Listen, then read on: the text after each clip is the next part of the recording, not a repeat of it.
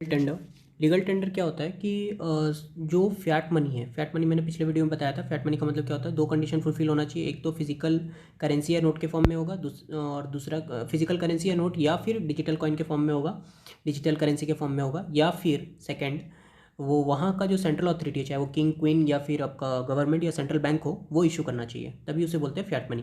Fiat money के साथ साथ अगर जो लेंडर है, जिसने किसी को मनी उधार दिया है, वो लेने से मना ना करे, अगर वो कॉइन या नोट वैसे फॉर्म में है, वो करेंसी उस फॉर्म में है जैसे कोई लेने से मना ना कर सके, तो उसे बोलते हैं लीगल टेंडर। तो दो कंडीशन क्या क्या होगा, एक तो फ़िएट मनी होना चाहिए, दूसरे किसी भी अगर आप कर्ज को देने जाओ, मतलब किसी से भी जिससे आपने उधार लिया है, अगर कोई आप सामान खरीदने जा रहे हो तो एक दुकानदार उसे लेने से रिफ्यूज़ नहीं करना चाहिए। इस तरह के करेंसीज को बोलते हैं लीगल टेंडर। ठीक है, तो ये कोई दुकानदार किस तरह के मनी को लेने से मना नहीं कर सकता, जो भी आरबीआई एक्ट 1934 में दिए गए हैं और कॉइनेज एक्ट 2011 में। अगर कॉइन है तो वो कॉइनेज एक्ट 2011 में मेंशन होंगे, और अगर नोट हैं 2 से लेकर 2000 तक के नोट, तो वो आरबीआई एक्ट 1934 में दिए होंगे। और कॉइन और 1 रुपये के नोट है तो कॉइनेज एक्ट 2011 में। और लीगल टेंडर और फ़िएट मनी के बारे में थोड़ा सा मैं आपको और बताना चाहूँगा। इसमें लीगल टेंडर में आपको ये चीज़ याद रखना है कि जैसे मान लो, अगर आप इंडिया के किसी भी दुकानदार को जा करके अगर आप डॉलर में पेमेंट करोगे, तो वो लेने से मना कर सकता है। तो जो डॉलर है वो इंडिया में लीगल टेंडर नहीं है। मगर क्या वो फ़िएट मनी है? हाँ, ऑब्वियसली वो फ़िएट मनी है, क्योंकि वो फिजिकल नोट के फॉर्म में है। दूसरा, वो वहाँ की सेंट्रल अथॉरिटी ने उसे इशू किया है, वहाँ के सेंट्रल गवर्नमेंट ने, सेंट्रल बैंक ने उसे इशू किया है। मगर इंडिया में वो लीगल टेंडर इसलिए नहीं है क्योंकि वो हमारे इंडिया के आरबीआई एक्ट 1934 या फिर कॉइनेज एक्ट 2011 में मेंशन नहीं है। ठीक है, तो मैं कुछ आपको छोटे छोटे डिटेल्स बताना चाहूँगा। गवर्नमेंट सिक्योरिटी और जो ट्रेजरी बिल होते हैं वो फ़िएट मनी नहीं है।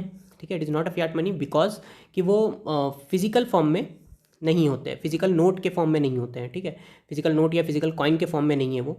और जो गवर्नमेंट है, हाँ, उन्होंने गवर्नमेंट या फिर सेंट्रल अथॉरिटी इशू करनी चाहिए। गवर्नमेंट ने इशू किया होता है गवर्नमेंट सिक्योरिटी, मगर वो नोट के फॉर्म में नहीं होते, फिजिकल नोट के फॉर्म में, तो इसलिए वो फ़िएट मनी नहीं है। इसी तरीके से शेयर बॉन्ड, ना तो वो गवर्नमेंट ने इशू किया है, मतलब सेंट्रल बैंक ने, ना तो गवर्नमेंट ने इशू किया है, और ना ही वो फिजिकल नोट या फिजिकल कॉइन के फॉर्म में। इसी तरीके से चेक और डिमांड ड्राफ्ट भी। तो ये सब फ़िएट मनी नहीं है। तो फ़िएट मनी है क्या इंडिया में? इंडियन रुपीज़ और इंडियन कॉइन्स, क्योंकि वो बैंक ने इशू भी किया है, और साथ ही साथ वो हमारे फिजिकल फॉर्म में भी है, फिजिकल कॉइन या फिजिकल नोट के फॉर्म में है। जब मैं फिजिकल फॉर्म बोलता हूँ तो उसका मतलब कॉइन या नोट ही सिर्फ होता है। ठीक है, उसका मतलब और कोई फिजिकल चीज़ नहीं, जैसे मान लो मोबाइल के फॉर्म में या लैपटॉप के फॉर्म में, वैसे बात नहीं कर रहे हैं हम। फिजिकल फॉर्म मतलब फिजिकल कॉइन या फिजिकल नोट के फॉर्म में। तो ये दो होगा तो वो फ़िएट मनी होगा। और फ़िएट मनी के साथ साथ अगर कोई दुकानदार उसे लेने से मना ना कर सके, अगर वो हमारे कॉइनेज एक्ट और आरबीआई एक्ट में मेंशन्ड हो, तो उसे बोलते हैं लीगल टेंडर। नेक्स्ट इंपॉर्टेंट चीज़ ये है कि जो एक तरह का आपने कॉइन देखा होगा जो सरकारी कभी कभी इशू करती है किसी के याद में, लाइक अटल बिहारी वाजपेयी के नाम पे 100 रुपये का कॉइन इशू किया गया था।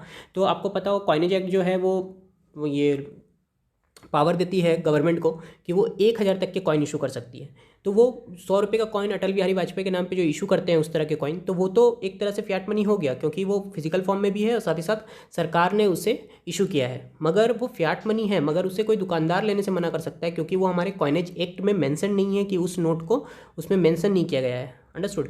तो इस तरह के कॉइन को बोलते हैं कॉमेमोरेटिव कॉइन। ठीक है, कॉमेमोरेटिव कॉइन।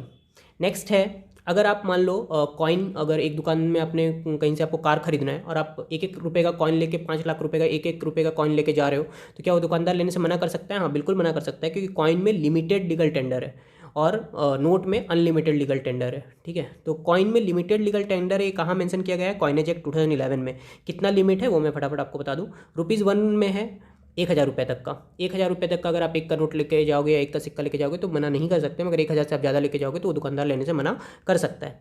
50 पैसे में 20 रुपये तक का, मतलब 50 पैसे में आप 20 कॉइन लेके जाओगे 10 रुपये तक का, तो लेने से इनकार नहीं कर सकता। मगर उससे ज़्यादा लेके जाओगे तो कोई भी दुकानदार उसको लेने से इनकार कर सकता है, क्योंकि ये सब कॉइन्स जो है ये छोटे मोटे एक्सचेंज के लिए बने हैं, ना कि आप बड़े बड़े उससे जा करके यूज़ करो। जैसे दूध सब्जी अगर वगैरह लेना है आपको, तो आप कॉइन्स यूज़ कर सकते हो, बट अगर बड़े ट्रांजेक्शन करने हैं तो उसके लिए आपको नोट्स यूज़ करने चाहिए। नेक्स्ट है, जितना भी 50 पैसे से छोटे कॉइन है, चाहे वो 25 पैसे के 10 पैसे के कॉइन हो, वो सब 2011 के बाद से ख़त्म कर दिया गया। 2011 में जितने भी छोटे सिक्के थे वो सबको विड्रॉ कर लिया गया। नेक्स्ट जो है नोट जो है, नोट में अनलिमिटेड लीगल टेंडर है। ये हमारे सेक्शन 26 में आरबीआई एक्ट 1934 में मेंशन किया गया है कि नोट में अनलिमिटेड लीगल टेंडर है, मतलब नोट से आप कितने भी ज़्यादा अमाउंट में ट्रेडिंग कर सकते हो। नेक्स्ट है कि मगर ये तो ऐसा इन्होंने थ्योरी में लिख दिया है, मगर to control the black money ऐसा फाइनेंस एक्ट 2007 में एक अलग कानून है, फाइनेंस एक्ट 2017, जिसमें ये मेंशन किया गया है कि 2 लाख से ज़्यादा का अगर आप कैश ट्रांजेक्शन करते हैं तो you have to use cheque, DD और एनईएफटी।